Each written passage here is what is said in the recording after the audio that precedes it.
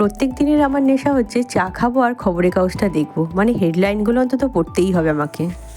শুভ সকাল বন্ধুরা, সকাল সকাল উঠেই আপনাদের কাছে চলে এসেছি আজকে একটা আবার নতুন ব্লগ নিয়ে। তো আজকে সকালটা খুব ঝলমলে রোদ্দুর দিয়ে শুরু হয়েছে। আজকে হচ্ছে 29শে ডিসেম্বর। তো আপনাদেরকে আগে কিছুদিন আগে দেখিয়েছিলাম প্রচণ্ড ঠান্ডা, এখন কিন্তু সেই ঠান্ডাটা নেই। মানে ঠান্ডার আমেজটা আছে, কিন্তু প্রচণ্ড যে ঠান্ডা কনকনানি, যে বছরের শেষে যে ঠান্ডাটা, সেই ঠান্ডাটাই নেই। সেই ঠান্ডাটা মানে হট করে উধাও হয়ে গেল কোথায়। আবার যে কবে ঠান্ডা পড়বে কে জানে, বেশি না পড়াই ভালো। তো আজকে ধনিয়া চিকেন করব, সেটা আপনাদের সাথে শেয়ার করব কিভাবে ধনিয়া চিকেনটা করছি। আর যেটুকু ধনেপাতা আছে বাড়িতে, ধনেপাতাগুলো মানে হলুদ হয়ে যাচ্ছে ফ্রিজে থেকে থেকে, সেই ধনেপাতা দিয়েই কম তেলে ধনিয়া চিকেন করব, সেটাই দেখাবো আপনাদেরকে। চলো দেখতে থাকো তাহলে। আশা রাখছি ভালো লাগবে। আপনারাও করেন, হয়তো এর থেকে আরও ভালো করেন। তো আমি কিভাবে করছি সেটা দেখায়। অল্প অল্প ঠান্ডাতেই বলুন আর প্রচণ্ড ঠান্ডাতে বেশ ভালো ভালো জায়গায় ঘুরতে যেতে হয়, কিন্তু সেটা আমাদের এখন হচ্ছে না। সামনেই মেয়ের পরীক্ষা, তাছাড়াও আর বেরোনো হচ্ছে না সেইভাবে। তো বাড়ির কী করছি সেটাই দেখাই আপনাদের সঙ্গে থেকে। বাইরেটা একবার দেখাবো কেমন ঝলমলে রোদ্দুর উঠেছে আজকে।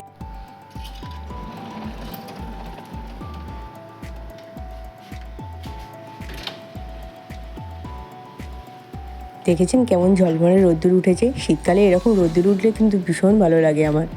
যাক, জানলাটা খোলা থাক, টেবিলের মধ্যে যে গাছটা আছে একটুখানি আলো হাওয়া পাবে।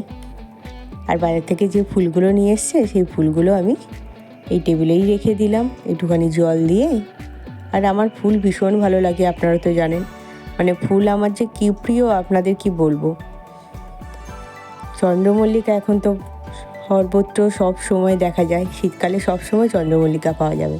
এই একটা ছোট্ট একটা পাতা বেরোচ্ছে, অনেক দিন ধরে এই পাতাটা বেরোচ্ছে, তো এখনও দেখুন বেরোয়নি। হয়তো শীতকাল বলেই এত দেরি হচ্ছে, নাহলে হয়তো অনেক দিন আগেই এটা হয়ে যেত। গাছটায় অনেকগুলো পাতা থাকলে ভালো লাগতো আরও বেশি। হলুদ যে পাতাগুলো আছে সেই পাতাগুলো বাদ দিয়ে দেবো, আর শুধু সবুজ পাতাগুলোই আমি নেব। মানে যতগুলো সবুজ পাতা থাকবে সেইগুলোই আমি নিয়ে নেব। আর এদিকে আমি কড়া বসিয়ে আলুগুলো আমি ভাজতে দিয়ে দিয়েছি। চিকেনটাকে ভালো করে ধুয়ে তার মধ্যে টক দই, আদা, পেঁয়াজ, রসুন, টমেটো, কাঁচা লঙ্কা সব পেস্ট করে নিয়েছিলাম, সেগুলো মাখিয়ে নিয়েছি। আর তার সাথে একটু নুন আর হলুদ দিয়ে মাখিয়ে রেখেছি।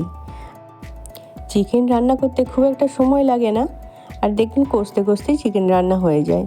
আর এই শীতকালেই এই ধনেপাতাও পাওয়া যায়, আর ধনেপাতা থাকেও। আর এই ধনিয়া চিকেন খেতে কিন্তু সবারই কম বেশি সবারই ভালো লাগে। আর এটা রুটির সাথে তো ভীষণ ভালো লাগে। তো আমরা এখন আজকে ভাত দিয়েই খাচ্ছি।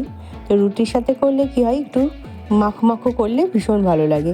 আর আজকে একটুখানি খুব মাখো করবো না, যেহেতু ভাত দিয়ে খাবো, সেই জন্য একটু গ্রেভি মতো রাখবো আর কি। আর এই যে চিকেনটা আমি দিয়ে দিলাম, চিকেনটাকে আমি ভালো করে যেমন চিকেন রান্না করি সেইভাবে ভালো করে কষিয়ে নেবো আগে। অল্প করে কাশ্মীরি লঙ্কার গুঁড়ো দিয়ে দিলাম, আর গরম মশলার গুঁড়ো দিয়ে দিলাম অল্প করে, আর দিয়ে দেব চিনি। আমরা তো বলেইছিলাম আমরা একটুখানি মিষ্টি মিষ্টি খাই যে কোনো তরকারি, আর মিষ্টিটা না দিলে আমাদের মনে হয় যেন তরকারিটা ঠিকঠাক স্বাদটাই আসেনি। সবাই আমরা একটুখানি মিষ্টি মিষ্টি খেতেই ভালোবাসি, অনেকে হয়তো খায় না। আর কাঁচা লঙ্কা দুটো দিয়ে দিলাম, বেটে দিয়েছি, কাঁচা লঙ্কা পেস্ট করে মানে দিয়েছি। তাহলেও এই গোটা কাঁচা লঙ্কার কিন্তু যে গন্ধটা ছাড়ে না, সেই গন্ধটা ভীষণ ভালো লাগে। আর আমরা বেশি ঝালও খাই না, তো সেই জন্য দুটো এমনি 2-3টে পেস্ট করে দিয়েছি, আর দুটো মাত্র কাঁচা লঙ্কা দিয়ে দিলাম। আঁচটাকে একদম কমিয়ে আমি একটুখানি ঢাকা দিয়ে দেবো। ঢাকা দিয়ে কষলে মাংসটা খুব ভালো কষাও হয়, আর তাড়াতাড়ি সেদ্ধও হয়ে যায়। মাংসটা মোটামুটি আমার কষা হয়ে গেছে, দেখুন তেল বেরিয়ে গেছে মশলা থেকে। তো আর একটু কষে নেব। আর মাংসও সেদ্ধ হয়ে গেছে মোটামুটি, আর মাংসর কালারটাও এইরকম এসেছে। তো এত ড্রাই থাকবে না। এখন আমি দিয়ে দেব ধনেপাতা, যেগুলো পেস্ট করে রেখেছি সেই ধনেপাতাগুলো। ধনেপাতা পেস্টটা আমি দিয়ে দিলাম, আর একটু জলও দিতে হবে, কারণ মাংসটা অনেক তো ড্রাই মতো হয়ে গেছে। আলুগুলোও ভাজা আছে, সেগুলোও সেদ্ধ করতে হবে। আর এই জলটার মধ্যে, মানে এই ধনেপাতার যে জলটা দিলাম বা ধনেপাতার যে পেস্টটা দিলাম, এটার মধ্যে আলু আর মাংস একটুখানি আঁচটা কমিয়ে আমি একটুখানি 5 মিনিটের জন্য একটুখানি রাখবো, মানে একটুখানি ফুটতে দেবো অল্প আঁচে। তাহলে যখন মাংসটা হয়ে যাবে না, তখন এই যে ধনেপাতার গন্ধটা পুরো মাংসটা আর আলুটার মধ্যেও হয়ে যাবে, আর খাবার সময় সত্যিই ভীষণ ভালো লাগবে। আর অল্প করে নুনও দিয়ে দিলাম, আর এখন আরও 2 কাঁচা লঙ্কা আমি দিয়ে দিলাম। ব্যাস, আমার মাংস মোটামুটি রেডি হয়ে গেল। আমি একটু ঢাকা দিয়ে দেবো, আর 5-10 মিনিট পরে খুললেই দেখবো আমার পুরো মাংস রেডি।